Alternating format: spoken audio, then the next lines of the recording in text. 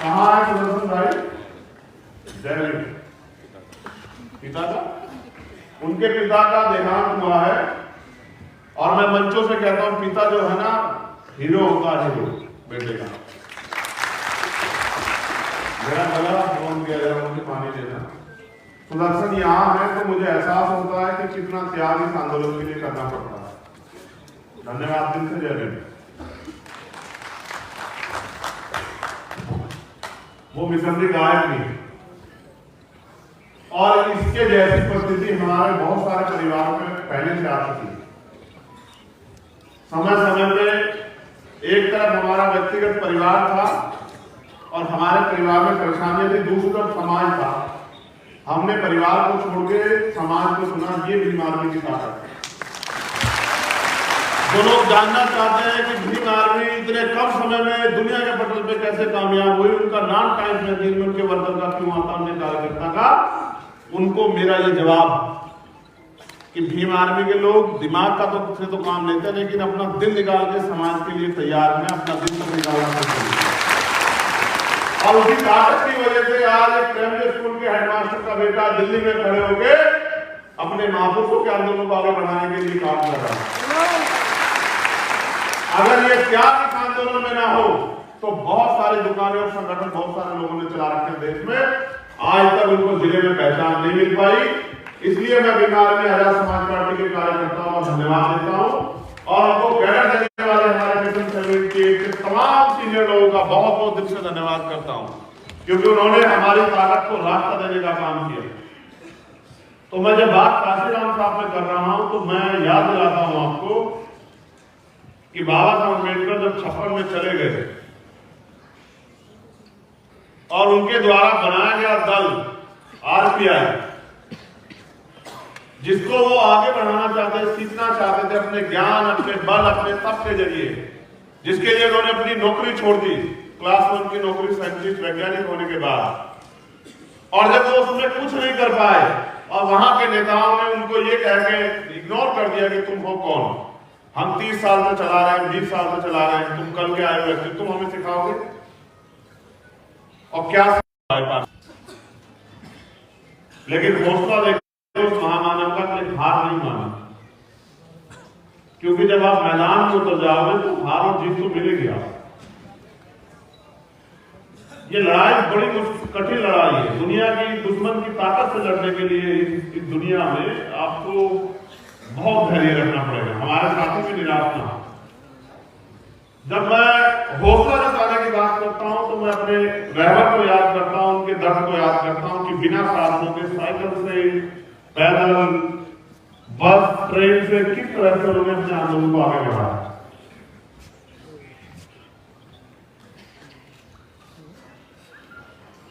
तो तब मेरे अंदर एक और बल तैयार हो जाता है कि रुकना नहीं, और तब तक नहीं रुकना है जब तक हम अपने महापुरुषों का सपना पूरा ना करें। आज तो आपने मुझे इतनी ताकत दी है कि आप मुझे हेलीकॉप्टर से आने का मौका भी देते हैं।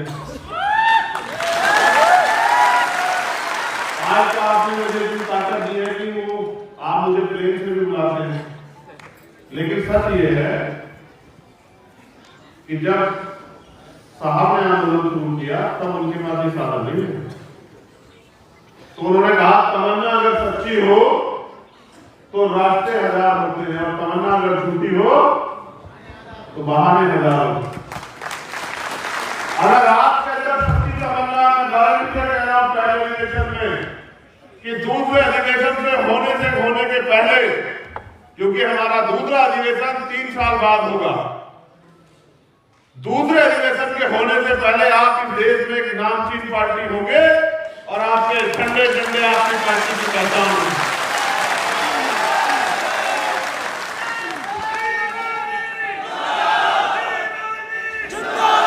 बस जरूरत है जितना दम आप इस नारों के साथ लगाते हैं उतने दम से आप जमीन पे जाके काम भी करो।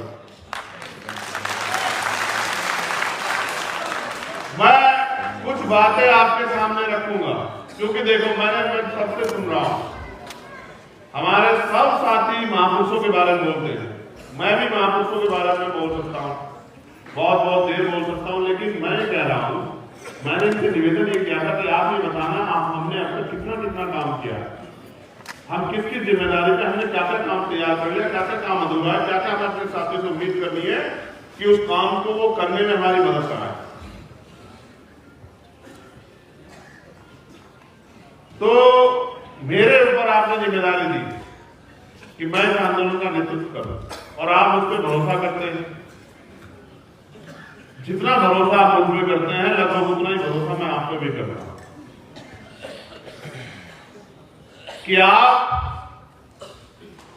इस आंदोलन में मेरे साथ खड़े रहेंगे और मुझे समय देंगे इस आंदोलन को आगे बढ़ाने। मैं अधिवेशन के विषय में कहूं तो हमने तय किया कोर कमेटी के लोगों में कि बहुत सीमित डेलीगेट लोगों को बुलाएंगे, जो हमारे डेलीगेट बने हुए हैं, जिले के अध्यक्ष, मंडल के अध्यक्ष, प्रदेश के अध्यक्ष, प्रदेश की कमेटी, उन्हीं लोगों को बुलाएंगे। क्योंकि जैसे आज हम लोग यहाँ 17 तारीख में हमारी रैली है छतरपुर में, मध्य प्रदेश में, तो वहां वो काम भी देखना है। उसके अलावा उन्हीं तमाम प्रदेशों में अलग अलग काम लगे हुए हैं। तो हमने ये तय किया था कि बहुत कम डेलीगेट लोगों को बुलाएंगे, 2 स्टेट पे ज्यादा फोकस करेंगे, 2-3 स्टेट पे, उत्तर प्रदेश है, मध्य प्रदेश है, राजस्थान, उनके ज्यादा डेलीगेट को बुलाएंगे और उनको समझाने का काम करेंगे कि किस तरह से आने वाले समय में काम करना। इसीलिए तय हुआ था कि 15 लोग बुलाएंगे। फिर मैंने सोचा कि भाई मेरा तो मन ये था कि भाई जाओ जो भी जगह मिल जाए उसको कर रहे, तो हमारे शासन ने कहा कि अब तो हमें महामानव के आशीर्वाद से हमारे संतों गुरुओं, फिर ये फैसला हुआ कि भाई कोई ऑडिटोरियम ढूंढा जाए, तो ऑडिटोरियम से कई ढूंढे, सारे ढूंढे।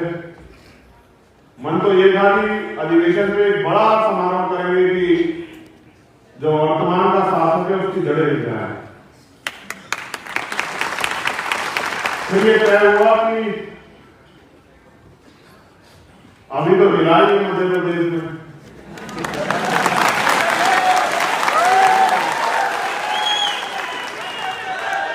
तो 1 महीने के बाद लाएंगे। इसलिए तय हुआ कि सिविल कोर्ट ऑडिटोरियम में सीमित साथियों को बुला के हम लोग अपना अधिवेशन करेंगे, वरना हमारा बल उत्तर प्रदेश और देश के विभिन्न राज्यों की और दिल्ली की सरकार भी जानती है कि हमने अभी कुछ दिन पहले मध्य प्रदेश में, उससे कुछ दिन पहले दिल्ली में रामलीला मैदान में अपनी ताकत का प्रदर्शन करके मुझे बताया था कि हमारे अंदर कितना बल है। तो मैं मुद्दों पे आता हूँ। मेरे जब मैं यहाँ घूम के देख रहा हूँ बात करते हैं तो इतने प्यारे प्यारे चेहरे बैठे हुए हैं जो बहुत ईमानदार से काम कर रहे हैं जमीन पे। अगर मैं, अच्छा ये भी अच्छी बात है कि मैं बहुत सारे लोगों के नाम नहीं जानता, मैं यहाँ बैठे 90% लोगों को नाम से जानता हूँ, सबके नाम लेके बुला सकता हूँ, क्योंकि मैं आपके काम से नजर रखता हूँ। यही मेरा काम है। देखो अब आप नारेबाजी मत करना, जय जयकार मत करना, मेरी बात को गौर से सुनना, ठीक है?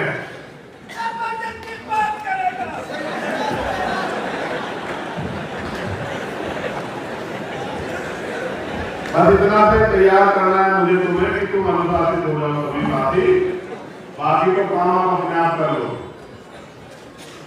यहाँ हमारे कुछ अतिथि भी है, जैसे हरीश जी जिनमें है, भाई विराज जी जिनमें है, भाई मनोज जी जिनमें है, हमारे अकाली दल अमृतसर जो है उनके पूर्व वर्तमान सांसद जो संगरूर से श्रीमती जी वो नहीं आ पाएंगे कानून से, उनकी पार्टी के वरिष्ठ लोग आ रहे हैं, उनका भी धन्यवाद कर रहा हूँ।